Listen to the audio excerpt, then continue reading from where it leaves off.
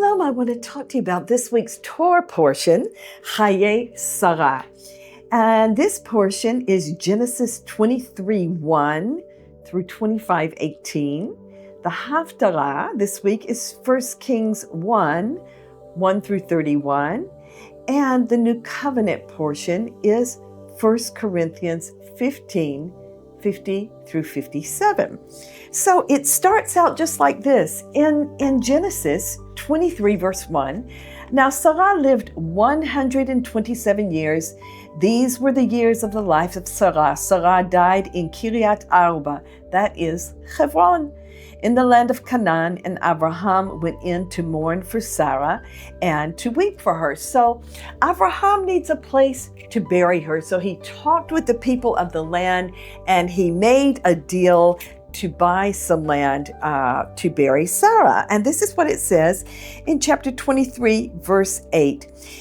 If it is your wish for me to bury my dead out of my sight, hear me and approach Ephron, the son of Zohar, from me, that he may give me the cave of Machpelah, which he owns, which is at the end of his field, for the full price.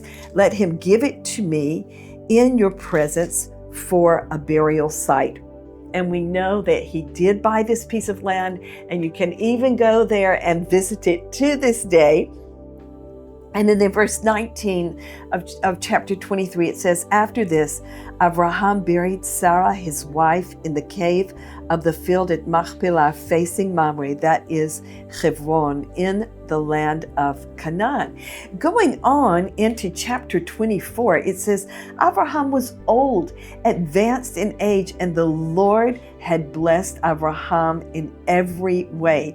But he needed a wife for his son, Yitzchak. And so he said to his servant, you will go to my country and to my relatives and take a wife for my son, Yitzchak. And then in verse 10, it says, then the servant took 10 camels from the camels of his master and set out with the variety of good things of his master's in his hand. And he arose and went to Mesopotamia, to the city of Nahor. He made the camels kneel down outside the city by the well of water at evening time, the time when women go out to draw water. He said, O Lord, the God of my master Abraham, please grant me success today and show loving kindness to my master Abraham. Behold, I am standing by the spring, and the daughters of the men of the city are coming out to draw water. Now, may it be that the girl to whom I say, please let down your jar so that I may drink, and who answers, drink, and I will water your camels also, may she be the one whom you have appointed for your servant Isaac. And by this I will know that you have shown loving kindness to my master. And then in verse 15 it says, before he had finished speaking, behold, Rebekah, who was born to Bethuel, the son of Milcah, the wife of Abraham's brother Nahor, came out with her jar on her shoulder. The girl was very beautiful, a virgin, and no man had had relations with her. And she went down to the spring and filled her jar and came up. And then the servant ran to meet her and said, please let me drink a little water from your jar. And guess what she did? She said, you know what? Drink, and I will also water your camels. Exactly what he had prayed to the Lord.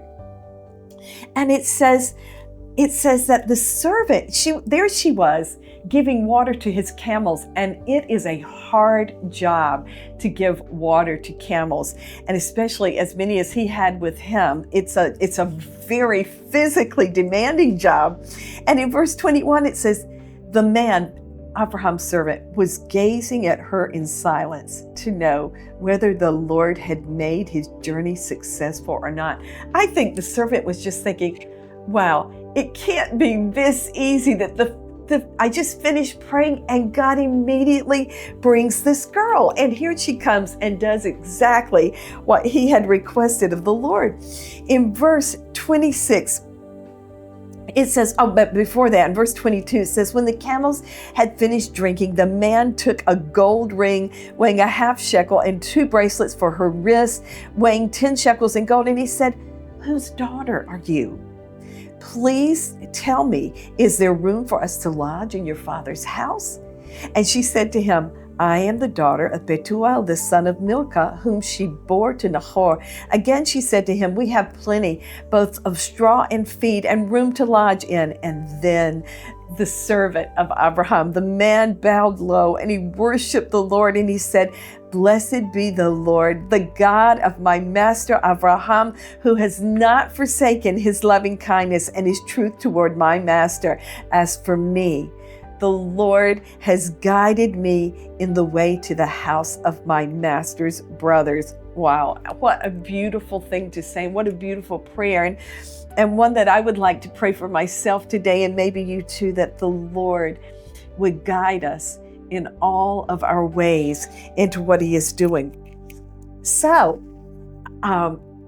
Rebecca had a brother named Lavan, and he hears this story, and he comes out to the servant, and he says, come in, blessed of the Lord. Why do you stand outside, since I have prepared the house and a place for the camels? So the man entered the house, and then Lavan unloaded the camels and gave straw and feed to the camels and water to wash his feet and the feet of the men who were with him. But when food was set before him to eat, the servant said, I will not eat until I have told my business. So then he starts to tell the family what happened. And he says, my master made me swear, saying, you shall not take a wife for my son from the daughters of the Canaanites in whose land I live, but you shall go to my father's house and to my relatives and take a wife for my son. I said to my master, suppose the woman does not follow me. He said to me, the Lord, before whom I have walked, will send his angel with you to make your journey successful. And then he goes on and he says exactly what he had been praying to the Lord. And he says in verse 45 of chapter 24, before I had finished speaking in my heart. And this is the second time that we see that beautiful phrase, before I had finished speaking in my heart. You know, it's just this very phrase, while I was still speaking in my heart.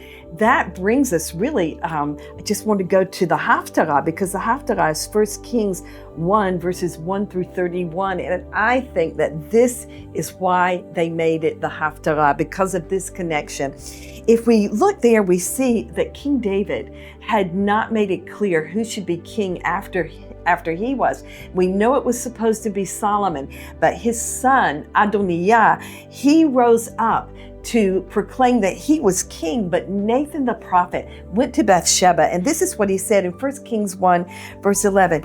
Nathan spoke to Bathsheba, the mother of Shlomo, Solomon, saying, have you not heard that Adonijah, the son of Haggith, has become king, and David our Lord does not know it? So now come, please let me give you counsel and save your life and the life of your son Solomon. Go at once to King David and say to him, have you not, my lord, O king, sworn to your maidservant, saying, surely Solomon your son shall be king after me, and he shall sit on my throne? Why then has Adonijah become king? Behold, while you were still there speaking with the king, I will come in after you and confirm your words. So it says, Nathan says to her, while you are still there speaking with the king, just those kind of same words that we saw with the servant of Abraham saying, while I was still speaking in my heart. And then if we go down a little bit further, Bathsheba does go and talk to David. And in verse 22, it says, while she was still speaking with the king, Nathan the prophet came in. Anyway, I just wanted you to know the connection with this week's Haftarah. Going on. So now Isaac had come from going to Be'er Lechai Roi, for he was living in the Negev. Isaac went out to meditate in the field toward evening and lifted up his eyes and looked, and behold, camels were coming. Rebekah lifted up her eyes, and when she saw Isaac, she dismounted from the camel. She said to the servant "Who is that man walking in the field to meet us?" And the servant said, "He is my master."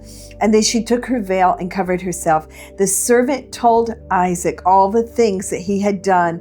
And then Isaac brought her into his mother Sarah's tent, and he took Rebekah, and she became his wife, and he loved her. Thus Isaac was comforted after his mother's death. And we're just going to finish up this portion with Genesis chapter 25. Abraham had another wife.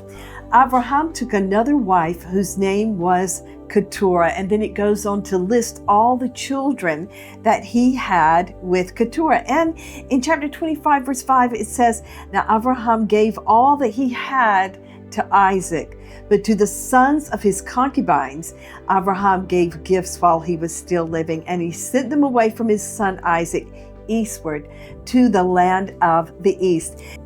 These are all the years of Abraham's life that he lived, 175 years.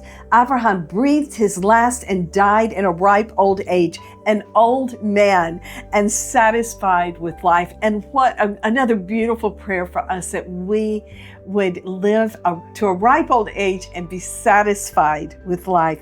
He was gathered to his people. Then his sons, Isaac and Ishmael, buried him in the cave of Machpelah, in the field of Ephron, the son of Zohar the Hittite, facing Mamre, the field which Abraham purchased from the sons of Heth, where Abraham was buried with Sarah, his wife. It came about after the death of Abraham that God blessed his son Isaac, and Isaac lived by Be'er Lechai Roi. I hope you have a wonderful day. Be blessed in Yeshua's name.